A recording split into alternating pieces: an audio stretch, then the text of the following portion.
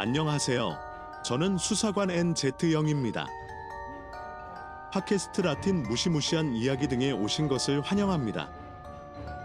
듣기 전에 설명에 있는 경고 공지를 꼭 읽어보세요. 처음 듣는 분이라면 일시 정지하고 읽고 계속해서 유튜브에서 팔로우하시기 바랍니다. 팔로우와 댓글, 좋아요를 눌러주셔서 감사합니다. 여기 유튜브에서요. 다음을 듣고 마음속으로 시각화하십시오. 파스토라 곡선의 소녀들. 에다오도 리넌이 각색했습니다. 이 이야기는 몬테레이에서는 꽤 잘 알려져 있고 아마도 이미 들어보신 분들도 많을 것입니다. 조금 찾아보니 이런 사건이 70년대에 일어났다는 내용의 댓글과 메모가 있었는데 이 지역 출신이시라면 알고 계신 내용을 댓글창에 남겨주시면 좋을 것 같습니다. 이야기는 이렇게 시작된다. 페스토러 지역은 현재 과달루페의 분주한 도시화 지역이며 세로 더라 실러 경사면과 매우 가깝습니다. 그러나 몇 년 전까지만 해도 그곳은 사람이 살지 않는 곳이었고 넓은 공터와 숲이 우거진 지역이어서 사람들이 가족과 함께 소풍을 가거나 캠핑을 가는 것이 흔한 고지였습니다. 2명의 불행한 10대가 이상한 상황에서 납치되어 살해되면서 그들의 여행 중 하나는 비극으로 변했습니다. 그들은 또래의 젊은이들과 함께 그곳에 도착했습니다. 함께 생활하는 동안 그들은 누구에게도 말하지 않고 혼자 숲속 지역을 탐험하기로 결정했습니다. 시간이 흐르고 밤이 찾아온 그들은 그곳에서 필사적으로 탈출구를 찾으려고 노력했습니다. 그들은 죽음만을 만났습니다. 그것을 찾기 위해 수색이 수행되었고 어느 날 마침내 파스토라 곡선에 매우 가까운 곳에서 발견되었습니다.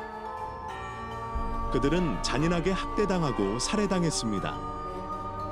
이 소식은 멕시코 몬테레이 지역 전체에 빠르게 퍼졌습니다. 그 사람이나 이 피비린내 나는 잔인한 범죄의 가해자를 찾기 위해 많은 조사가 수행된 곳입니다. 그들은 책임 있는 사람들을 결코 찾을 수 없었고 어린 소녀들의 범죄는 시간이 지나고 인구가 증가함에도 불구하고 해결되지 않은 채로 남아 있었습니다. 페스토러 지역은 성장하고 조직되기 시작했습니다. 이는 많은 차량과 대중교통이 이 지역을 통과했다는 것을 의미했습니다.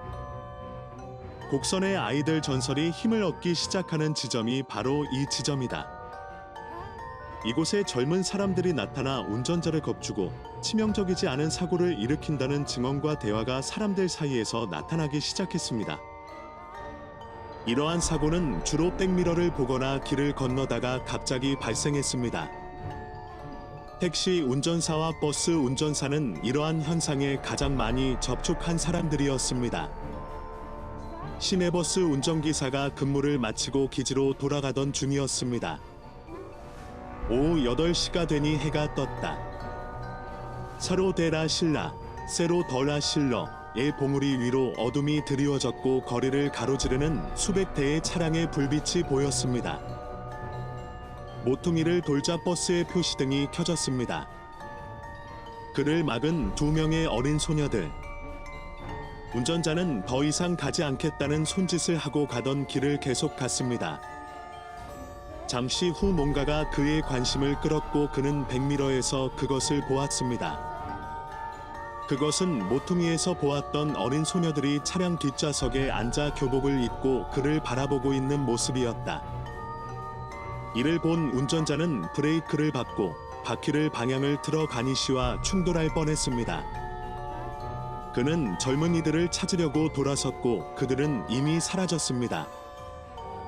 또 다른 소름 끼치는 증언은 비행기에서 이루어졌습니다. 커브를 돌 때 차량이 고장난 올빼미였습니다. 대략 아침 1시가 될 것이라고 언급되었으며 압도되고 피곤할 때 그는 차에서 내리기로 결정했습니다. 다른 차량이 귀하의 차량과 충돌하는 것을 방지하기 위해 필요한 예방 조치를 취하십시오. 그는 표지판을 세우고 도구를 꺼내서 정기적으로 발생한 것으로 보이는 결함을 고칠 수 있는지 확인했습니다. 그는 차에서 배터리 케이블을 제거하는데 집중하고 있었는데 견눈질로 두 사람이 갑자기 그의 옆에 멈추는 것을 보았습니다. 그가 돌아섰을 때 그는 두 어린 소녀가 그의 차 옆에 서서 손을 잡고 있는 것을 보고 충격에 비명을 지르지 않을 수 없었습니다. 그는 교복 같은 옷을 입고 있었고 그들은 멍한 표정으로 남자를 바라보고 있었다. 이 시간에 여기서 뭐 하세요? 부모님은 어디에 계시나요? 남자가 이상하게 물었다. 그러나 아무런 반응도 없이 소녀들의 무표정한 얼굴이 변하기 시작했다. 그들은 눈물을 흘리는 몸짓과 함께 슬픔과 고통으로 얼굴을 찡그린 모습을 보였습니다. 바로 그의 눈앞에서 이 두 유령이 사라졌을 때 그 사람의 놀라움과 두려움은 엄청났습니다. 전설을 상징하는 또 다른 사건은 이 현장에서 발생한 이상한 사고였다. 한 무리의 젊은 사람들이 파티를 마치고 돌아오는 것은 이른 아침일 것입니다. 그들은 트럭을 타고 와서 음악을 듣고 맥주를 마셨습니다. 그들 중 일부는 리다이어를 들고 픽업 침대에 서 있었고 다른 일부는 목청껏 즐겁게 노래를 부르며 객실로 들어왔습니다. 그리고 갑자기 급제동이 일어나서 뒤에 있던 사람들이 균형을 잃고 상자 위로 뒤로 넘어졌습니다. 그들이 일어났을 때 트럭의 엔진은 여전히 작동 중이었고 운전자와 승객 모두 객실에서 나왔습니다. 무슨 일이 일어났는지 조사하던 중 운전자는 도로 한가운데 젊은 사람들이 한 명은 바닥에 누워있고 다른 한 명은 울면서 그녀를 살려내려고 애쓰는 것을 본 것 같아 화가 났습니다. 그는 그 시간이 몇 초밖에 되지 않았으며 자신이 몇 초 정도 걸렸다고 생각했다고 말했습니다. 젊은이들은 내가 누군가를 본 적이 있는지 알아보기 위해 주변을 수색하는 임무를 맡았습니다. 아무도 발견되지 않아 수색은 소용이 없었습니다.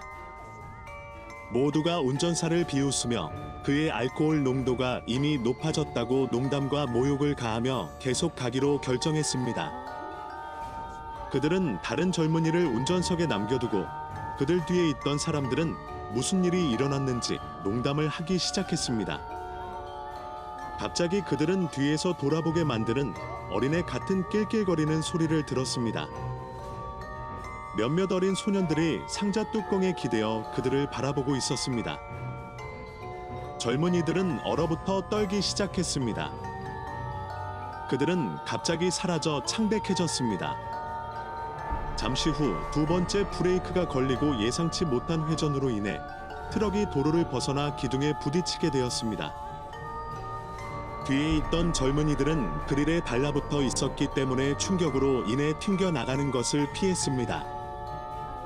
뒤에 있는 사람들을 돕기 위해 모두가 나가서 구타당하고 기전했습니다. 다행히도 그들은 약간의 부딪힘과 타박상만 입었을 뿐입니다.